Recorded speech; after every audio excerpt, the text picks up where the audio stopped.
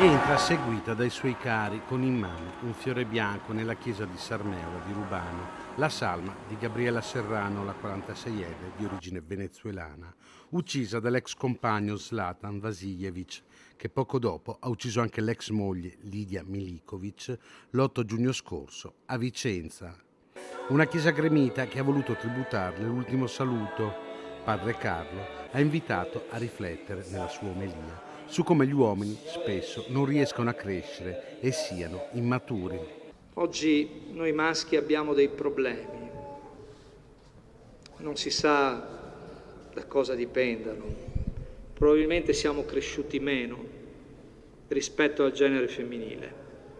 Probabilmente c'è una violenza, c'è un'immaturità, c'è un'incapacità di saper usare i linguaggi umani, i linguaggi dell'amore, il linguaggio del rispetto, il linguaggio della dignità. Presenti vicino ai familiari anche le istituzioni, la sindaca di Rubano, Sabrina Doni, e l'assessora alle pari opportunità del comune di Vicenza, Valeria Porelli, che hanno ricordato come quello dei femminicidi sia anche un problema culturale. Sì, è un giorno molto triste per questa comunità, oltre che per tutta la comunità italiana, non solo rubanese, perché è una sconfitta quella che stiamo celebrando oggi.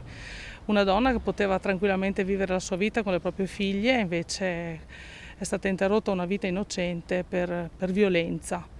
Prima della politica dovrebbe intervenire la legge, lo dico da avvocato, quindi dovrebbero un po' essere perfezionate e rese operative le disposizioni che sono state attivate proprio per combattere questo fenomeno. Mi riferisco al codice rosso, che dovrebbe essere reso per esempio operativo a 360 gradi. Gli abbracci tra gli amici che sanno di aver perso una persona importante, strappata al mondo, da chi diceva di amarla.